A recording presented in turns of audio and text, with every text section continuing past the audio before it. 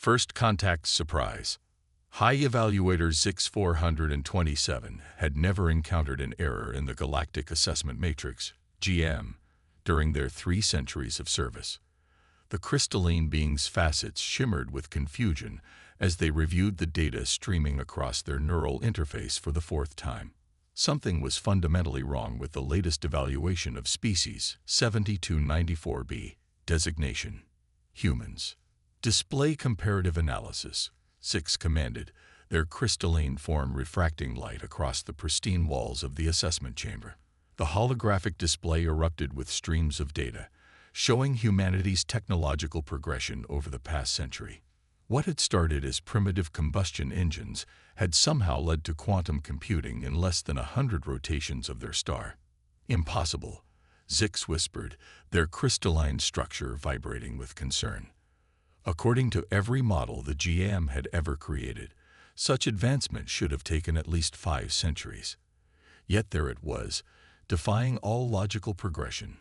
A soft chime announced the arrival of first contact specialist Nara Patel, her environmental suit gleaming under the chamber's ambient lighting. High Evaluator, you requested my presence. Her voice carried the confident tone of someone who had facilitated hundreds of first contact scenarios. Specialist Patel, your recent report on human technological adaptation rates. Are you certain of your observations? Zix's voice resonated through the chamber, their crystalline form shifting colors from cool blue to an anxious purple.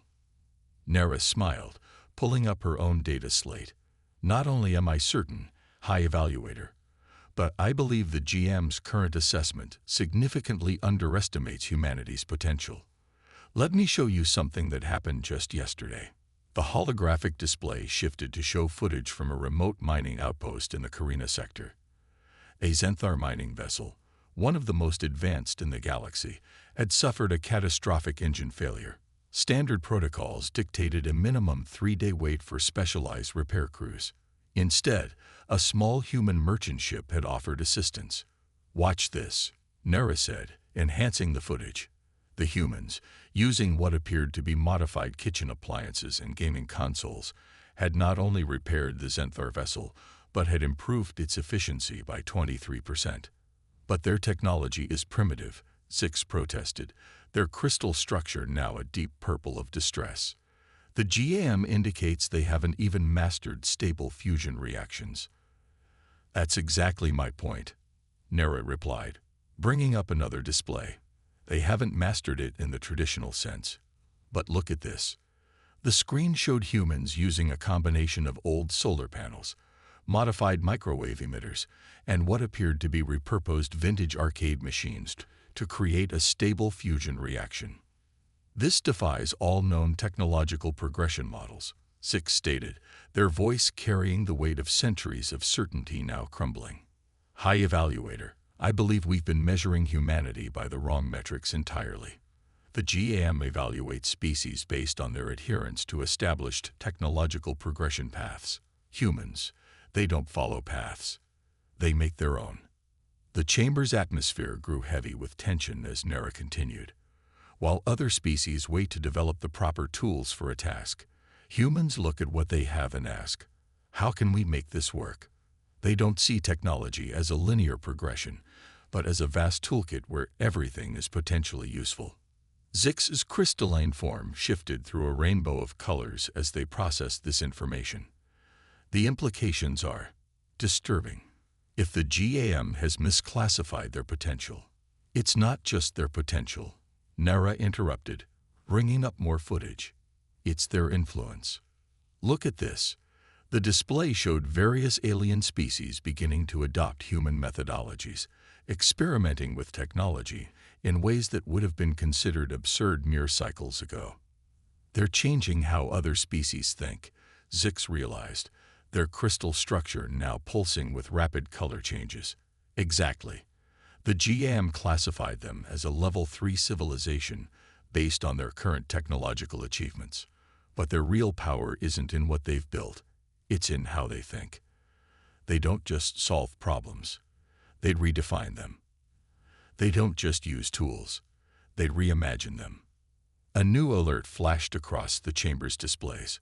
Another human ship had just modified a standard communication array into what they called a quantum entanglement enhancer, using nothing but spare parts, and something they referred to as duct tape. "High Evaluator," Nara said softly. "I believe we need to completely reassess how we evaluate emerging civilizations. The humans aren't just advancing. They're changing the very nature of advancement itself." Zix's form had finally settled on a deep, thoughtful blue. "Prepare a full report for the Council. We need to understand not just what humans can do, but how they think. Because if they can achieve this much with primitive technology, then imagine what they'll do once they catch up to our level." Nara finished, a mix of excitement and apprehension in her voice. As they both watched the displays, a human ship in a distant sector successfully modified a food replicator into a small teleportation device, using only spare parts and what appeared to be an old gaming console.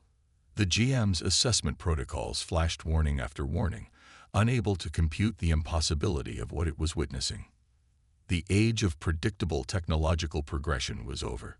Humanity had arrived, and they were rewriting the rules of what was possible, one impossible solution at a time. The Adaptive Edge, the Rigel mining station, was considered the most advanced resource extraction facility in the known galaxy. Its quantum drilling arrays and matter conversion systems represented the pinnacle of galactic engineering, which made Chief Engineer Sarah Chen's current situation all the more ironic. "You want to do what?" Station Director Vilex's translucent tentacles writhed in agitation, their bioluminescent patches flashing warning patterns. Sarah held up what appeared to be a modified vacuum cleaner connected to an old tablet computer. "Look, the quantum resonance arrays are failing because of the radiation from the nearby pulsar. But if we reverse the polarity of our cleaning drones and link them to this makeshift sensor array, we can create a dampening field." The emergency lights cast an eerie red glow across the station's control center as another tremor shook the structure. 300 workers were trapped in the lower levels, with oxygen supplies dwindling. The station's advanced systems had failed one by one, unable to cope with the unprecedented radiation levels. "This is absurd," Vilux protested, their translator struggling to convey their mix of desperation and disbelief. "These are cleaning devices. They're not designed for—" "With all due respect, Director," Sarah interrupted, already connecting cables to her improvised device, "that's exactly why they'll work. The radiation is overloading our specialized equipment because it's too refined, too perfect. We need something messy, something that can adapt."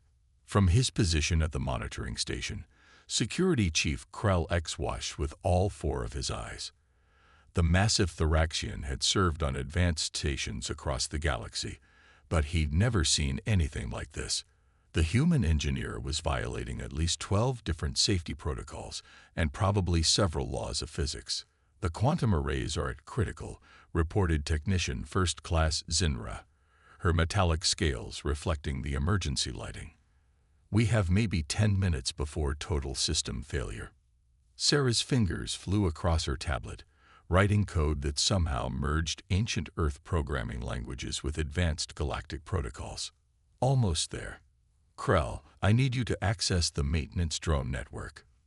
"Those drones are not rated for this kind of operation," Zinra protested. The radiation will try to overload them." "Yes," Sarah agreed, not looking up from her work. "But these drones are simple. They don't have complex quantum processors to overwhelm. They'll just keep trying to do their job, which after my modifications will be to clean up radiation instead of dust." Director Vilex's tentacles had stopped writhing, now frozen in what might have been fascination or horror. "This goes against every engineering principle in the galaxy." "That's humanity's secret, Director," Sarah said, making a final connection. "We don't look at what something is supposed to do. We look at what it could do." The makeshift system hummed to life. Hundreds of cleaning drones, their basic programming fundamentally altered by Sarah's improvised code, began moving through the station's corridors. Their simple cleaning mechanisms, reversed and redirected, started absorbing radiation like it was common debris. On the monitoring stations, radiation levels began to drop. Slowly at first, then faster as the drone network established itself. Systems began coming back online, their quantum processors protected by the crude but effective dampening field. "Impossible," Zinra whispered, her scales shifting color in amazement. "The drones are actually creating a station-wide radiation shield using cleaning protocols. Sometimes the best solutions aren't the most advanced ones," Sarah explained, monitoring the readings on her tablet. "Sometimes you need something simple enough to be flexible." As the radiation levels continued to drop, rescue teams were able to reach the trapped workers. All 300 were saved, thanks to a solution that no advanced civilization would have ever considered. Later, in her report to the Galactic Council, Zinra tried to explain what she had witnessed. "The human didn't just solve the problem," she wrote. "She changed our understanding of what was possible. She took devices designed to clean floors and reprogrammed them to shield against pulsar radiation. It shouldn't have worked. According to every principle of galactic science, it couldn't work.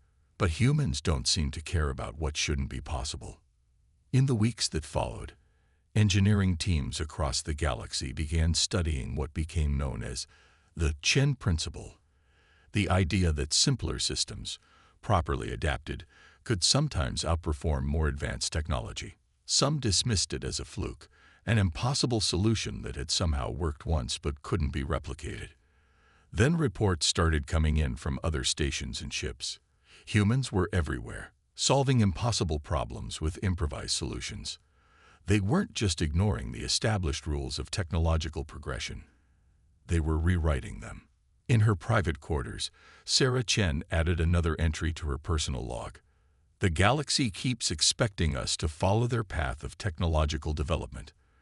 They don't understand that humanity's greatest strength isn't in creating perfect solutions. It's in finding ways to make imperfect solutions work. While they wait for the right tool for the job, we're busy making the tools we have work for any job."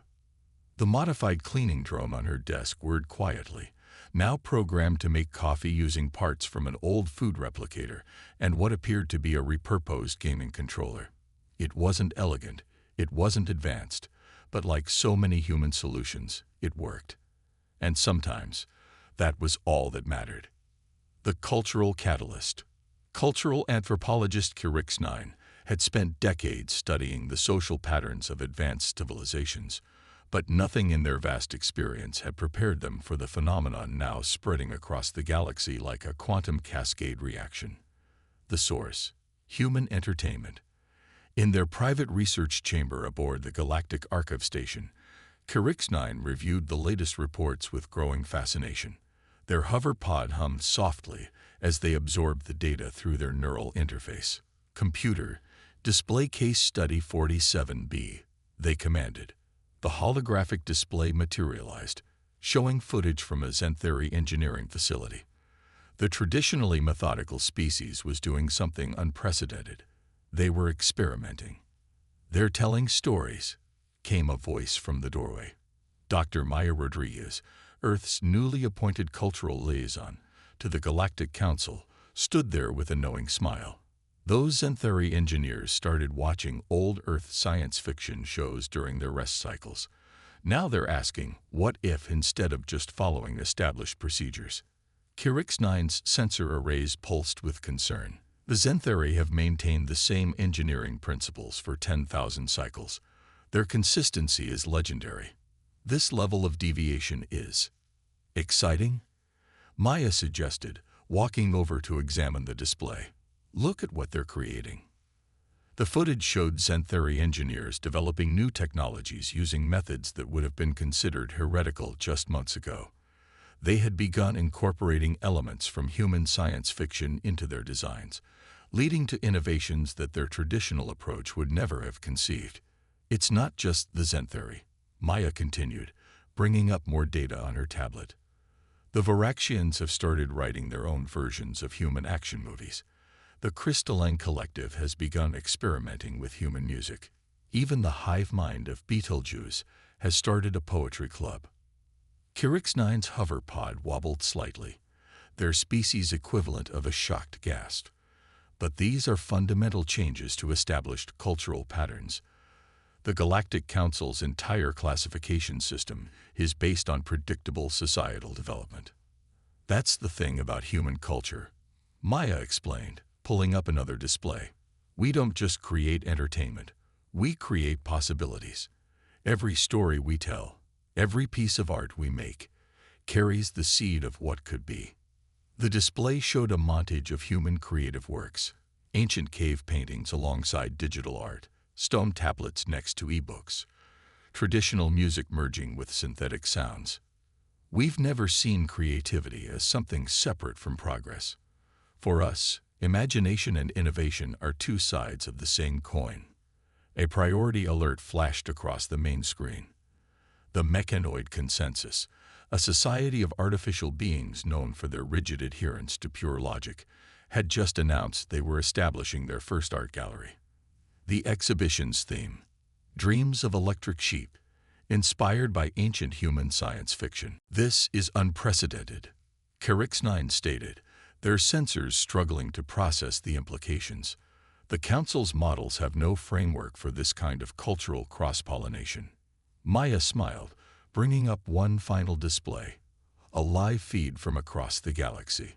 Thousands of different species were sharing stories, creating art, and imagining new possibilities.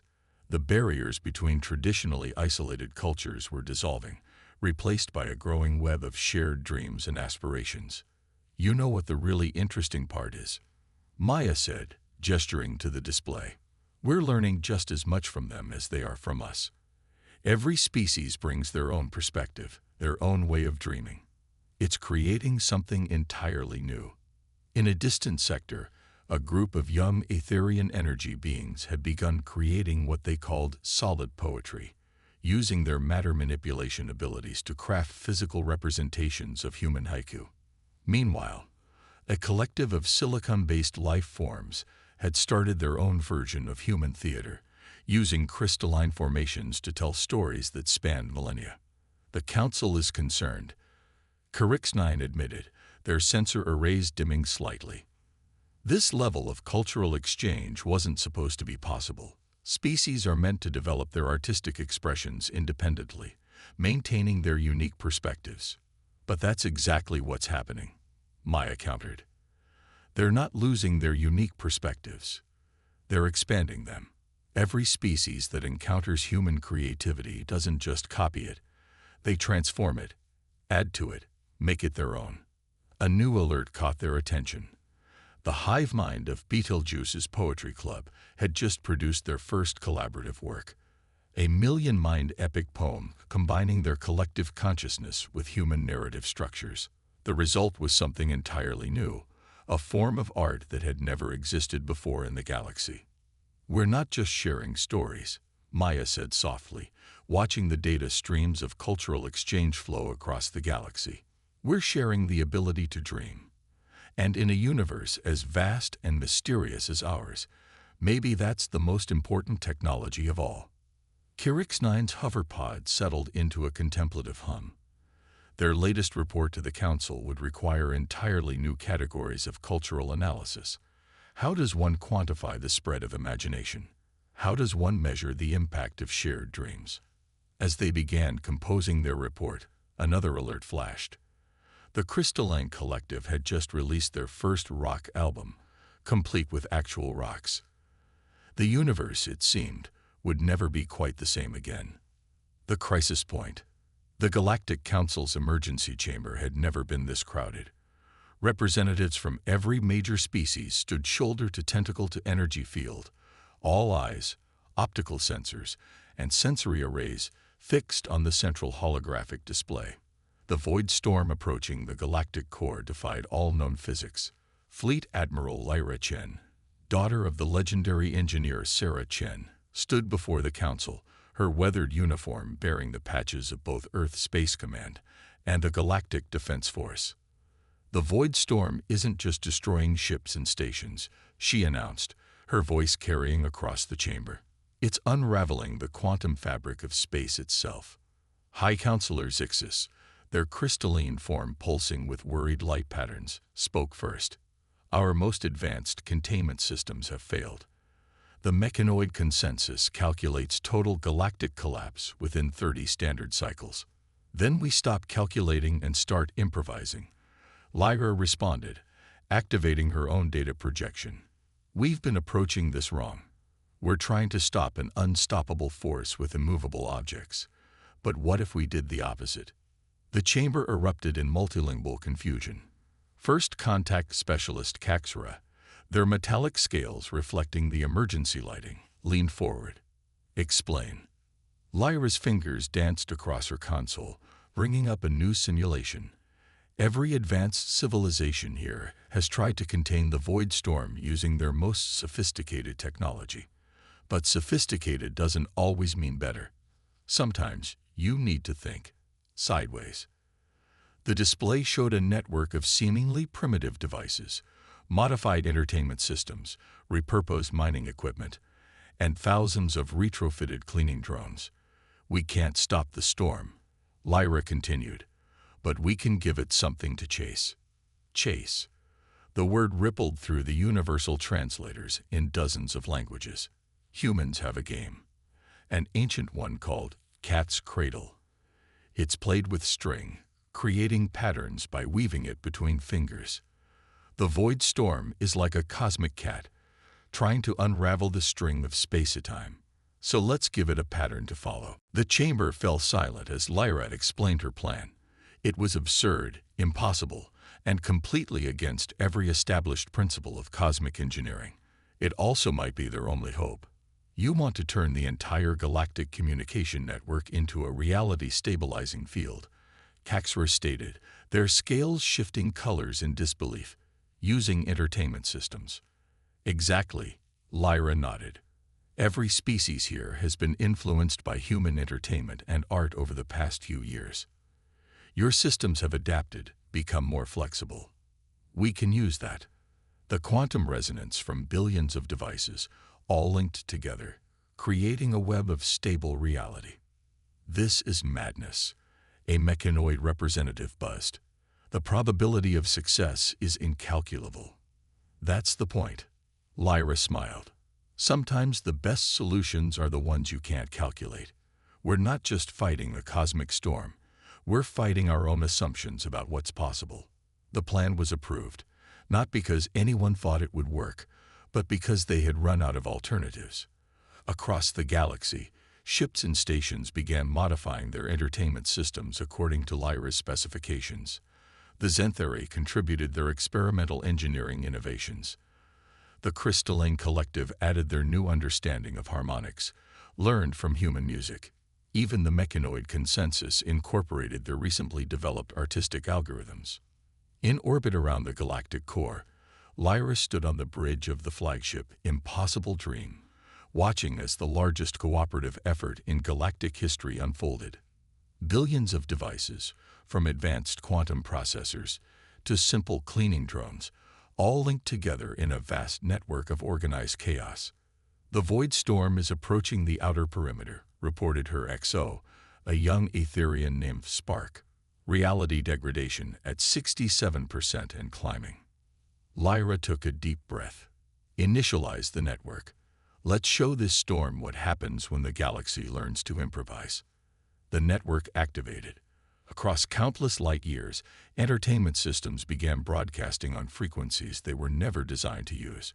Gaming consoles processed quantum calculations. Music players emitted reality-stabilizing harmonics.